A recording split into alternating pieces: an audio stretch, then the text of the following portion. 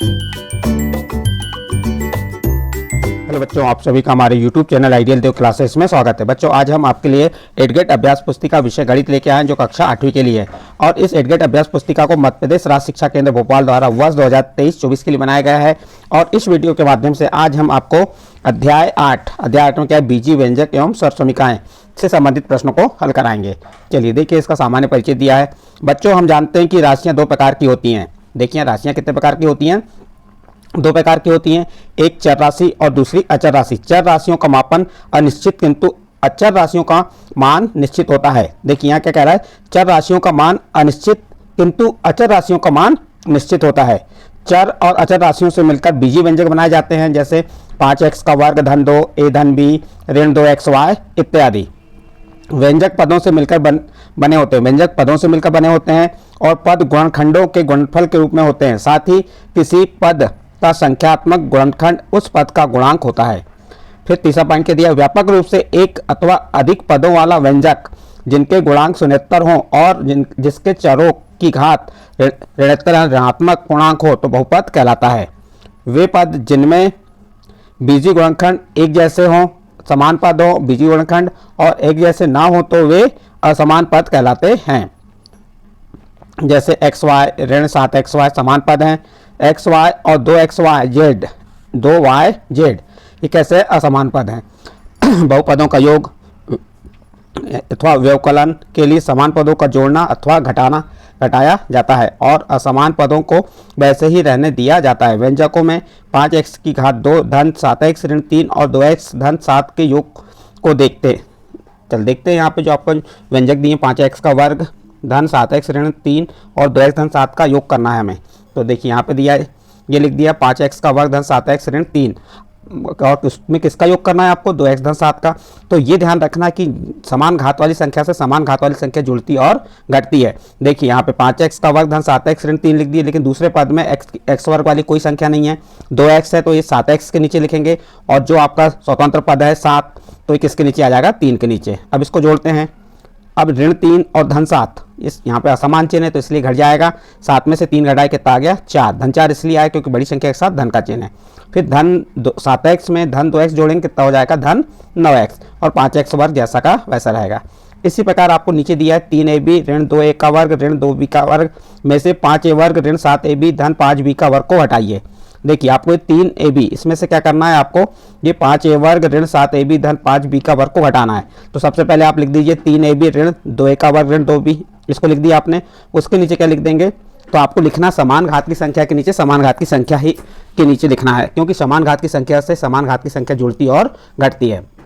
तो ऋण 7ab ये किसके नीचे लिख दिए 3ab के नीचे, और ऋण 2ab के नीचे धन 5a का वर्ग लिख दिए और ऋण 2b वर्ग के नीचे धन 5b का वर्ग लिख दिए। अब घटा रहे हैं तो घटाने में जो नीचे वाला आपका व्यंजक है इसके मान क्या हो जाएंगे, इनके जो चिन्ह है वो बदल जाएंगे, क्योंकि घटा रहे हैं। तो ऋण का क्या हो गया धन, धन का क्या हो गया ऋण, धन का हो गया ऋण। अब घटा देते हैं, ये क्या है ऋण 2b का वर्ग और ऋण 5b का वर्ग, समान चिन्ह है तो जुड़ जाएगा। 5 में 2 जोड़े कितना हो गया 7b का वर्ग और चिन्ह कौन सा आएगा ऋण का चिन्ह आएगा। इसी प्रकार ऋण 2a का वर्ग ऋण 5a का वर्ग, चिन्ह का समान चिन्ह तो इसलिए ऋण आएगा क्योंकि ऋण का चिन्ह है, और 2 और 5 कितना हो गया 7a का वर्ग।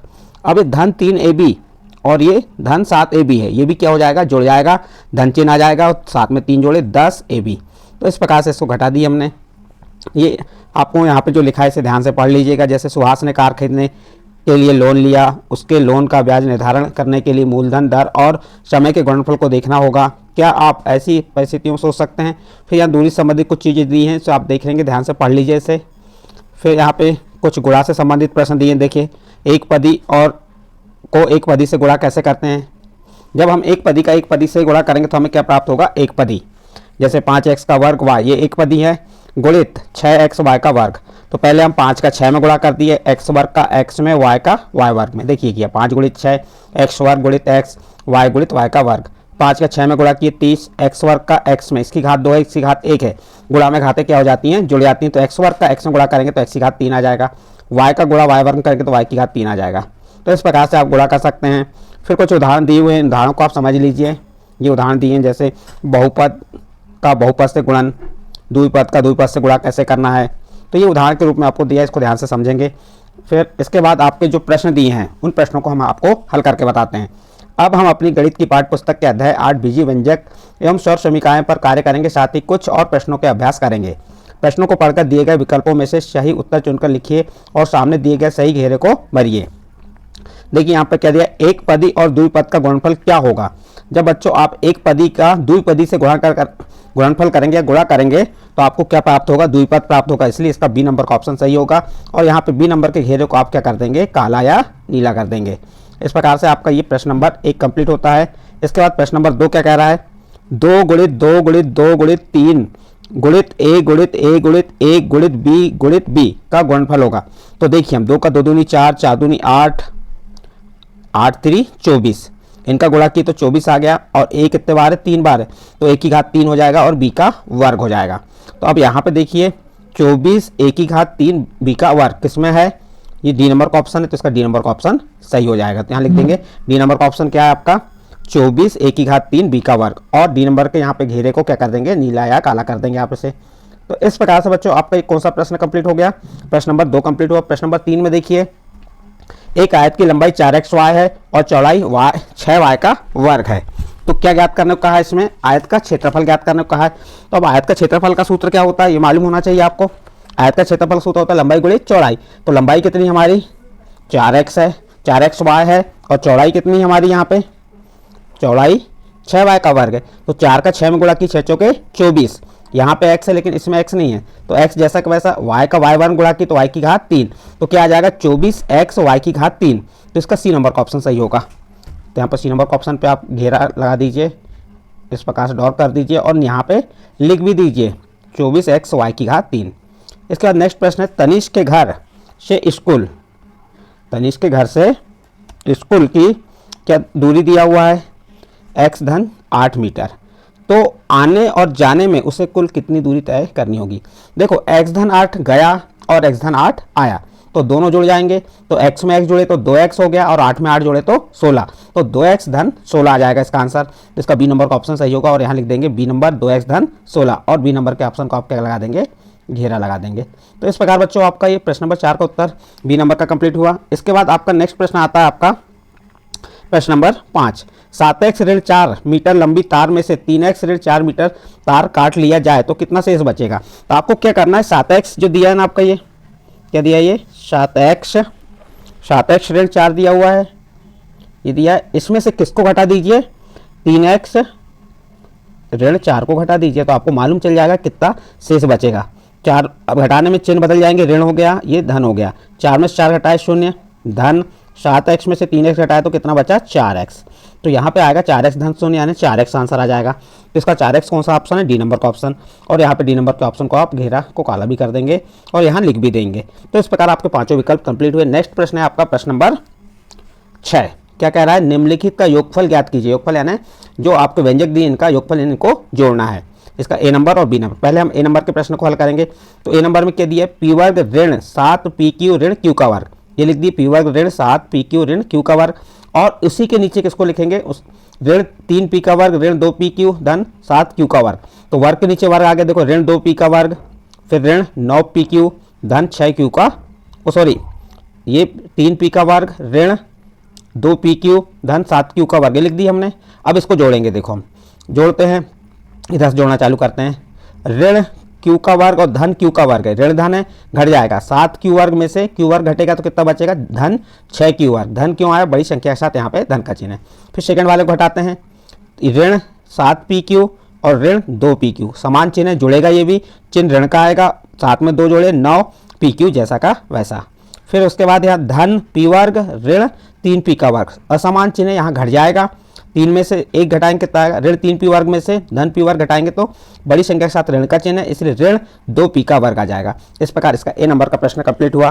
फिर बी नंबर का प्रश्न में क्या दिया है, ए बी धन बी सी धन सी ए और ऋण बी सी ऋण सी ए और ऋण ए बी, ये इसको क्या करना है, योगफल ज्ञात करना है। तो चलिए इसका योगफल कैसे ज्ञात करेंगे, पहले हम लिख देते हैं ए बी बी सी और सी ए, लिख दी हमने, ए बी धन बी सी धन सी ए लिख दिए। अब ए बी के नीचे ए बी ला लीजिए, तो ये ऋण ए बी सी के नीचे आ गया ऋण ए बी, फिर धन बी सी की जगह ऋण बी सी आ गया और धन सी ए के स्थान पर ये ऋण सी ए आ गया। अब इसको हम जोड़ेंगे, धन सी ए ऋण सी ए, ये क्या हो जाएगा, घट जाएगा, घटाएंगे तो क्या आएगा 0। इसी प्रकार धन BC में से ऋण BC घट जाएगा, शून्य आएगा। धन AB में से ऋण AB घटाएंगे तो क्या आ जाएगा, शून्य आ जाएगा। तो इस प्रकार इसका आंसर क्या आ जाएगा, शून्य हो जाएगा। तो आपका B नंबर का प्रश्न कंप्लीट हो गया। नेक्स्ट प्रश्न, प्रश्न नंबर 7, क्या कह रहा है, 9y वर्ग धन yx ऋण 3x का वर्ग ऋण 6y धन 4x में से 6 ऋण 7y का वर्ग धन 5xy धन 2x का वर्ग ऋण 3y को घटाइए। अब चलिए इसको घटा के देखते हैं। तो किसमें से घटाना है, 9y वर्ग को जो वाला जो जिसमें से घटाना है उसको लिख दिए। क्या लिखे हमने, 9y का वर्ग धन yx ऋण 3x का वर्ग ऋण 6y धन 4x लिख दिए। अब इससे घटाना है तो वर्ग वाली संख्या के नीचे वर्ग वाली संख्या लिख दीजिए, x वाली के नीचे x वाली, y वाली के नीचे y वाली। देखिए यहाँ 9y का वर्ग है तो ये ऋण 7y का वर्ग उसके नीचे आ गया, ये लिख दिए। फिर yx वाली कौन सी है, ये देखो ये yx है, xy तो धन 5x yx उसके नीचे आ गई। फिर x वर्ग वाली, ये धन 2x का वर्ग 3x वर्ग के नीचे आ गया। फिर ऋण 6y y वाली देखिए ऋण 3y उसके नीचे आ गया। अब उसके बाद क्या बचा आपका 6, तो यहाँ 4x वाली कोई संख्या नहीं तो उसको हम छोड़ दिए, फिर लिख दिए उसके आगे बढ़ा के 6 लिख दिए। अब उसको क्या करना है, घटाना है। तो घटाने में ये ध्यान रखेंगे कि जो नीचे वाला व्यंजक है इनके सभी चिन्ह बदल जाएंगे। जैसे ये ऋण है तो क्या हो गया धन, ये धन है तो ऋण, धन है तो ऋण, ऋण है तो धन और धन है तो ऋण, ये चिन्ह बदल गए। अब यहाँ पे धन 6 अकेला है और ऋण 6 अकेला है तो ऋण 6 लिख दिए। धन 4x अकेला है, धन 4x। अब यहाँ पे ऋण 6y में से धन 3y घटेगा। क्यों घटेगा, क्योंकि असमान चिन्ह है, ऋण धन के चिन्ह है और 6 में से 3 घटाएंगे तो 3 आएगा, लेकिन बड़ी संख्या के साथ ऋण का चिन्ह है इसलिए यहाँ पे ऋण 3y आ जाएगा। फिर यहाँ देखिए ऋण 3x का वर्ग ऋण 2x वर्ग, समान चिन्ह है, यहाँ पे क्या हो जाएगा, जुड़ जाएगा। ऋण 3 में ऋण 2 जोड़े तो कितना आ गया, ऋण 5x का वर्ग। फिर यह धन और यहाँ ऋण के चिन्ह है, असमान चिन्ह तो घटेगा। yx में से 5yx घटाएंगे तो बड़ी संख्या के साथ ऋण का चिन्ह तो ऋण आ जाएगा, और 5 में से yx से घटाए 5yx में से yx घटाएंगे तो क्या आएगा, ऋण 4yx। फिर यहाँ पे क्या है, धन 9y का वर्ग और धन 7y का वर्ग जुड़ जाएगा, 7 और 9 16y का वर्ग। इस प्रकार से आपका प्रश्न नंबर 7 कंप्लीट हो जाता है। नेक्स्ट प्रश्न आता है आपका प्रश्न नंबर 8। प्रश्न नंबर 8 में क्या कह रहा है, गुणनफल ज्ञात कीजिए, गुणा करने को कह रहा है इसमें। अब गुणा करते हैं, पहला सवाल क्या हो गया, 4x। 4x का गुणा किससे करना है, कोष्टक के अंदर जो संख्या दी है 3x धन 7xy। तो देखो 4x का पहले 3x से गुणा कर दीजिए, फिर धन, फिर इस 4x का 7xy से गुणा कर दीजिए, लिख दी हमने ये। चलिए अब गुणा करते हैं, 4 का 3 में गुणा की 4 तिया 12, x का x में गुणा किए तो क्या हो जाएगा, ये x का वर्ग, क्योंकि गुणा में घातें जुड़ जाती हैं। तो 4x का 3x में गुणा किए तो कितना आ गया, 12x का वर्ग। फिर ये धन का चिन्ह, 4 का 7 में गुणा की 4 सत्ते 28, x का x में गुणा की तो x का वर्ग, इसकी घात 1 है और इसकी घात 1 है, गुणा में घातें क्या हो जाती हैं, जुड़ जाती हैं। तो 1 में 1 जोड़े तो 2, तो यहाँ क्या आ गया, x का वर्ग। और y अकेला है तो y जैसा का वैसा। तो इस प्रकार से आपका प्रश्न नंबर 8 का ए नंबर के प्रश्न को आप हल कर सकते हैं। इसी का बी नंबर का प्रश्न देखिए, 5xy कोष्टक में दिया x धन 7xy का वर्ग, इसका अंदर गुणा कर देंगे। 5xy का पहले x से गुणा कर दीजिए, फिर धन इसी 5xy का 7xy का वर्ग से गुणा कीजिए। अब गुणा करते हैं, देखिए यहाँ पे एक है तो 5 जैसा का वैसा आ जाएगा, 5 एकम 5, x का x में गुणा की तो x का वर्ग, और y जैसा का वैसा। वर्ग क्यों हुआ, क्योंकि गुणा में घातें जुड़ती हैं, इसकी घात भी 1 है और इसकी घात 1 है, इसलिए 1 में 1 जोड़े तो 2 हो गया, x का वर्ग y। फिर धन का चिन्ह आ गया, 5 का 7 में गुणा की 5 7 35, x का x में गुणा की तो x का वर्ग, और y का गुणा y वर्ग की तो y की घात 3 हो गई, क्योंकि इसकी घात 1 है और इसकी घात 2, 2 में 1 जोड़े तो कितनी हो गई, 3, तो y की घात 3। इस प्रकार से आपके प्रश्न नंबर 8 का ए नंबर का और बी नंबर का प्रश्न कंप्लीट होता है। इसके बाद नेक्स्ट प्रश्न आता है आपका प्रश्न नंबर 9, व्यंजकों को सरल कीजिए और निर्देशानुसार मान ज्ञात कीजिए। देखो ये जो व्यंजक दिए इसको हमको सरल करना है, और जैसे यहाँ y का मान दिया है तो फिर सरल करने के बाद हमको y का मान रखना है। ये 2 सवाल दिए ए और बी। पहले हम ए नंबर को हल करते हैं। देखिए 4y 5y ऋण 6 धन 4, ये प्रश्न हो गया आपका। 4y का 5y से गुणा कर दीजिए, फिर 4y का ऋण 6 से गुणा और धन 4 जैसा का वैसा, एक कोष्टक हटा दिया हमने। अब 4 का 5 से गुणा की 4 पंचे 20, y का y में गुणा की y का वर्ग, ऋण 4 का 6 में गुणा की 6 चौके 24 y धन 4। अब आपको ये आपने सरल कर लिए इसे। अब क्या करेंगे, यहाँ पे y के मान रखते हैं। y का मान कितना है, 4, तो देखो y का मान 4 रखे, 4 का वर्ग ऋण 24, y का मान क्या हो गया 4 धन 24 गुणित 4 धन 4, 20 गुणित 4 का वर्ग 16, ऋण 24 का 4 में गुणा किए 96 धन 4। अब 16 दूनी 32 है, 320 हो गया ये, और 96 में धन 4 घट जाएगा 96 में से, तो कितना आ गया। अब यहाँ घटाएंगे, मिसिंग हो गई थोड़ा सा लिखने में हमारा। देखिए यहाँ पे क्या आ जाएगा आपका, 96 में से 4 घटाएंगे तो कितना आएगा, ऋण 92। अब ऋण 92 को क्या करेंगे हम, 320 में से घटा देंगे हम। 320 में से कितना घटा देंगे, ये 320 लिखे हमने, ऋण 92। अब 10 में से 8 गए, वो 10 में से 2 गया 8, यहाँ बचा 1, 11 में से 9 गए 2, 9 2 11 बचा 2, 228। तो इस प्रकार से यहाँ पे आपका ये क्या आ गया 228। 320 में से 92 घटाया तो कितना आ गया 228। आपका ए नंबर का प्रश्न कंप्लीट हुआ। इसी प्रकार बी नंबर का प्रश्न है, इसमें दिया 2y धन 3 कोष्टक में 4y ऋण 7 पूरे का वर्ग धन 2। ये दिया हुआ है 2y जैसा का वैसा लिखे, धन 3 भी जैसा का वैसा लिखे। जो आपका 4y ऋण 7 पूरे का वर्ग है तो इसमें a ऋण b पूरे का वर्ग का सूत्र लग जाएगा, a का वर्ग धन b का वर्ग ऋण 2ab। तो देखिए यहाँ पे 4y का वर्ग यानी कि 16 का y का वर्ग हो जाएगा, 7 का वर्ग 49 हो जाएगा, ऋण 2ab। तो यहाँ पे क्या हो जाएगा 2 7 चौके 28, 28 दूनी 56y। इस प्रकार से इसको आप रफ में हल कर लेंगे क्योंकि यहाँ जगह नहीं है। धन 2। अब 2y 3 का इस कोष्टक के अंदर गुणा किए, 3 का 16y वर्ग में गुणा किए तो 48y का वर्ग, धन 3 का गुणा 49 से करेंगे तो 147, ऋण 3 का गुणा 56 में किए तो 168y धन 2। अब इसे सॉल्व करते हैं।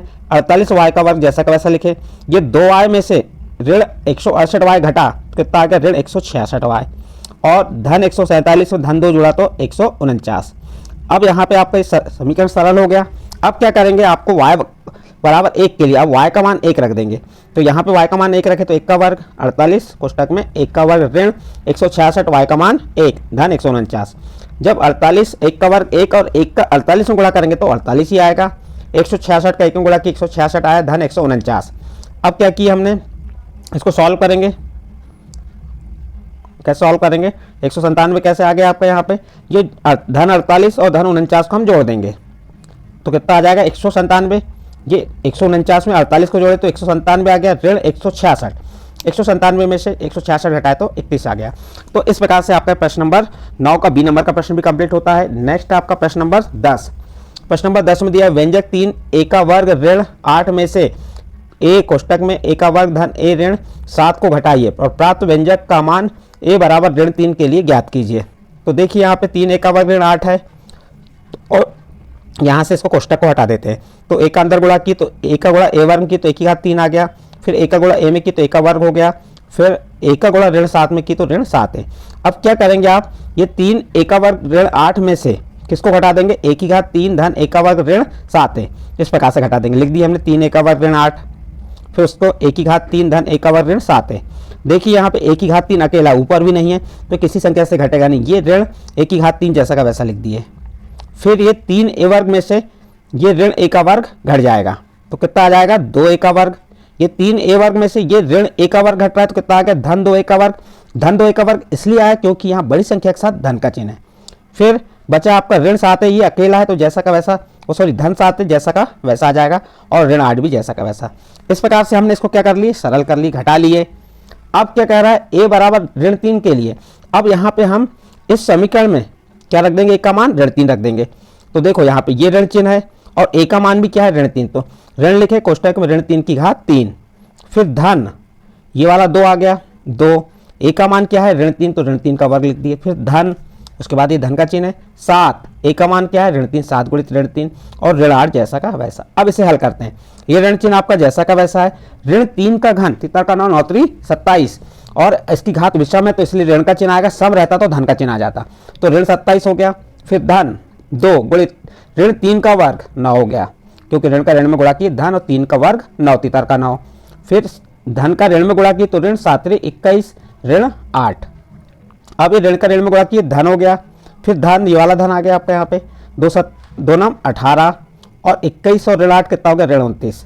अब क्या किया हमने धन वाली संख्या जोड़ दी है, 27 में 18 जोड़े 45 और 45 में से 29 घटाए तो कितना आ गया 16। इस प्रकार आपका प्रश्न नंबर 10 कंप्लीट होता है। नेक्स्ट प्रश्न आता है आपका प्रश्न नंबर 11 का पहला प्रश्न देखिए, a की घात 3 a वर्ग ऋण 3 एक कोष्टक में दिया है, दूसरे कोष्टक में दिया है b वर्ग धन 4 धन 7। इसको सरल करना है पहले, चलो सरल करते हैं।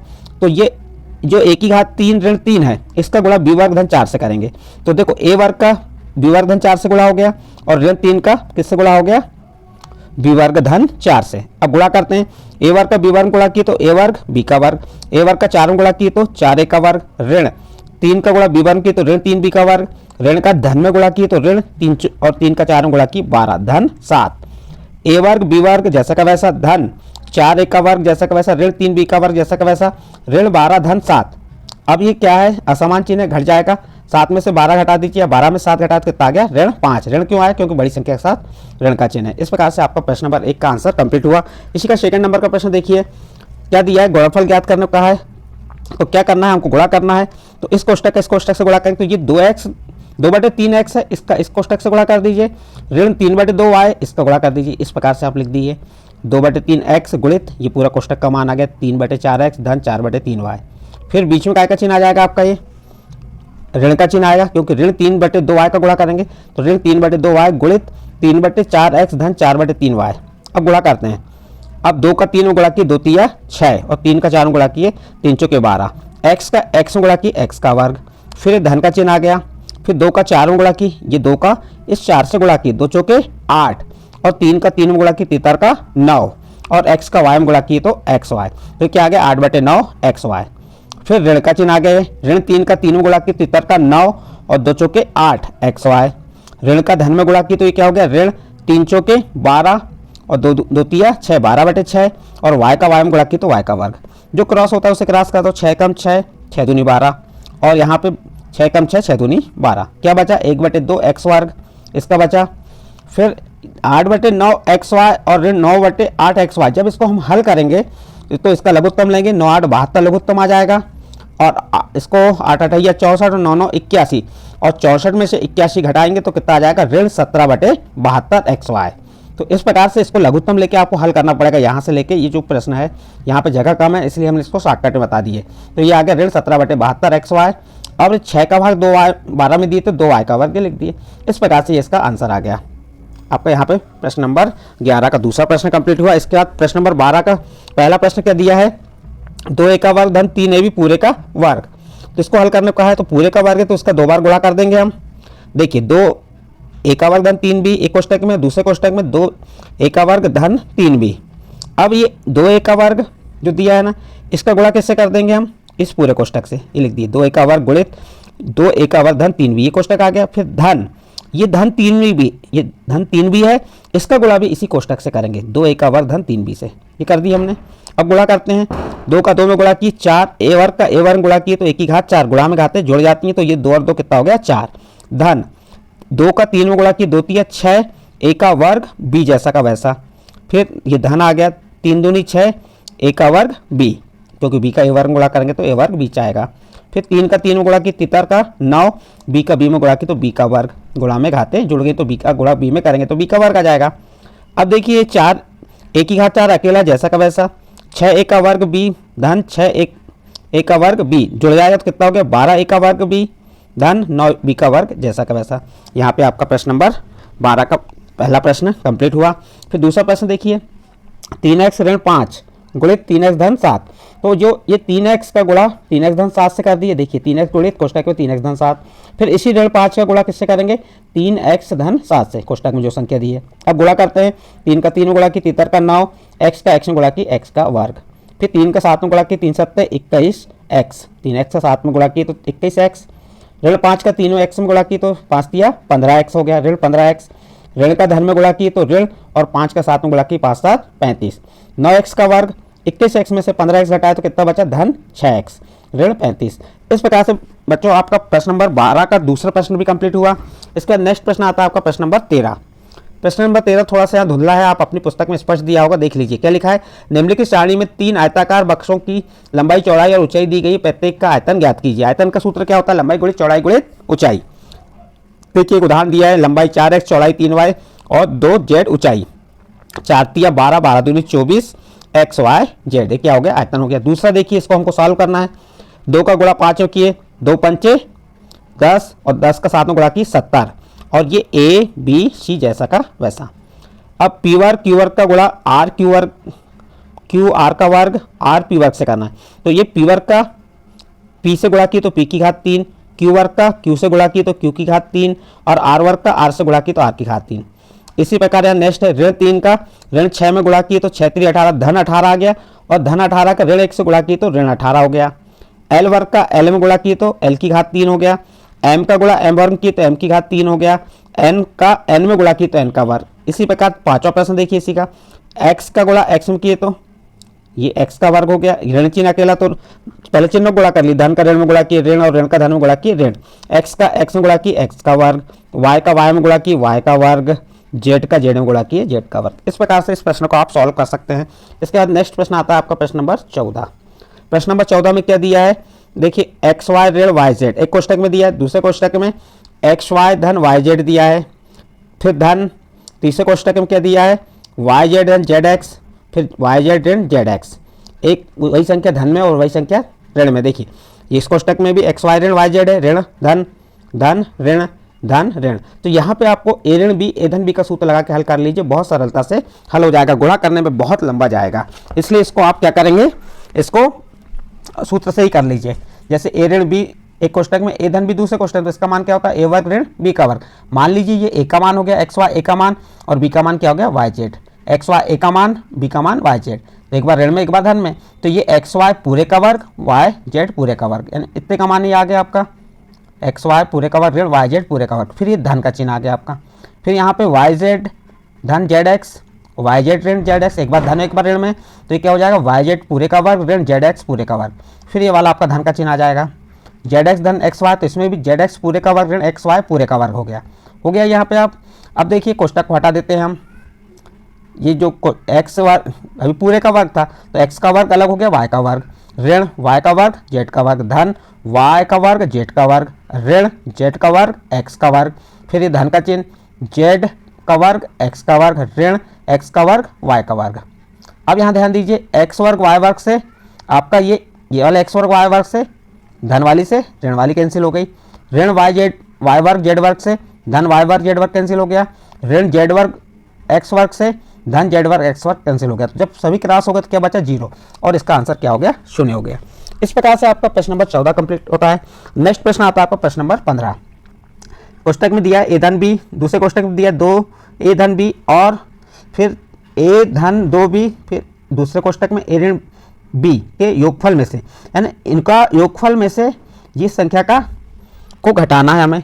तो अभी तो ये गुणनफल में है, इनको गुणा करेंगे, इसको भी गुणा करेंगे, उसको गुणा करने के बाद जो संख्या प्राप्त होगी इन दोनों का योग करेंगे, और इसके योग में से ये जो व्यंजक है इसके योग को घटा देंगे, इसके जो व्यंजक आएगा इसको घटा देंगे। तो देखिए हमने ए धन बी 2ab को गुणा किए, ए का 2a में गुणा किए तो 2a का वर्ग, ए का b में गुणा किए तो ab, फिर b का 2a में गुणा किए तो 2ab, b का b में गुणा किए तो b का वर्ग।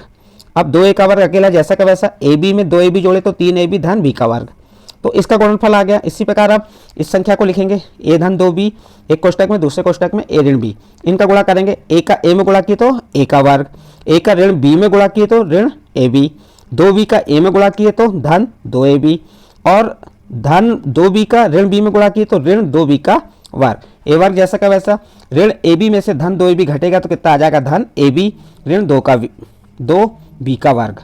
तो इसका भी आपने गुणनफल निकाल लिए।